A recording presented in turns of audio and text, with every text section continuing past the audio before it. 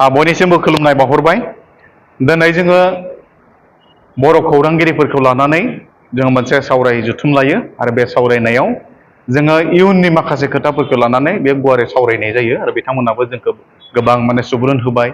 सुबुरुन होनायनि उनाव जों मोनसे थिरांथायाव फैबाय जे दिनै बर' खौरांगिरिफोरा जिहेथु समाजखौ सोलायनायाव बा जौगाहोनायाव मैखोमै बाहागो लाबोदों आरो बे बाहागो लानायनि उनाव बे खौरांगिरिफोरनि माखासे थासारिफोरा न'खर दङ बिगोमा दङ बिथांमोनखौ सालायनायावबो जोबोद खस्थ'यै सोलायबोगासिनो दङ। दा बेनि बेलायाव जाहाथे इयुन जिउआ माबा मोनसे रैखाथि मोनो नामा बेनि बागै जों गुवारै सावरायलायनानै मोनसे गरन्थआव फैबाय जे जोङो मोनसे ट्रास्ट दिनै दानायनि खोथाखौ जोङो बांसिनै गुरुत्थ' होबाय आरो बे ट्रास्टखौ दिनै दानाय जाबाय।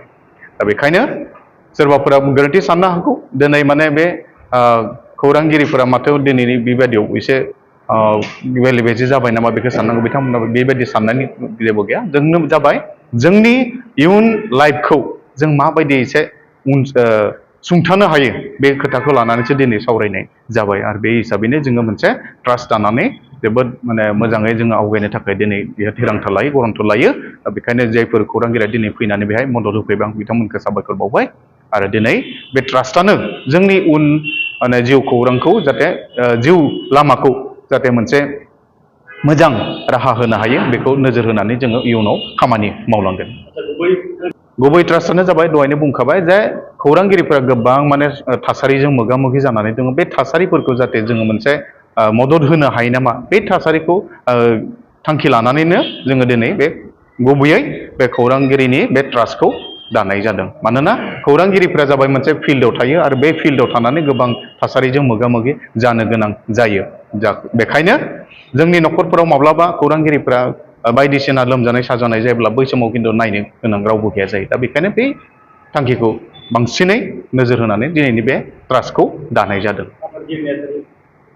आफादगिरि हिसाबै जोङो मोनसे दिनैनि बे खोब माबाखौ जोङो बेसेबां बोसोर जागोन बेखौबो जों सानथ'वाखै।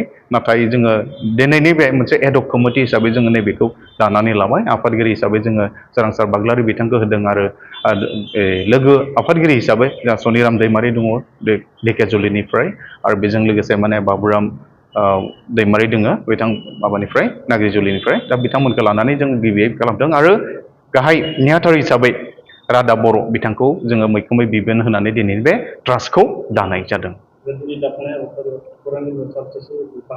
दिनै जोङो माखासे फार्स्ट हिसाबै जोङो नैबेयाव सा 20 जना दिनै बाहागो लाफैयो आरो बे सा 20 जनखौ लानानै जोङो आवगायगोन। जोंनि साननाया जाबाय सोरखौबा सिम्फायनाय नङा। जोंनि साननाया जाबाय पजिटिभ आरो बि पजिटिभ हिसाबै जों खामानि मावनो नागिरदों।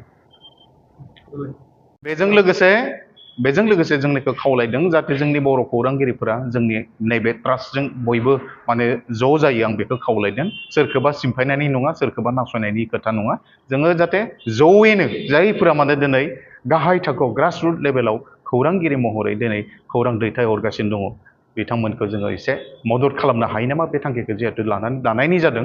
दा बेखायनो गासै बर' खौरांगिरिफोरखौ दिनै जों खावलायदों। जोंना खुनु बे बेरियार गैया सिमना गैया। आसामजों लोगोसे सोरबा बहाबा जुदि बायजोआव थानानै खामानि मावदोंब्ला खौरांगिरि मावदोंब्ला बिथांमोनाबो जोंनि नैबे ट्रास्टआव जइन जानो हागोन। बेखायनो खावलायदों फैबाय थानाय समफ्राव जाहाथे बयबो मदद होनानै गाव गावनि उन जिउखौ दाफुंनायाव जाहाथे मदद होयो बेखौनो खावलायबाय।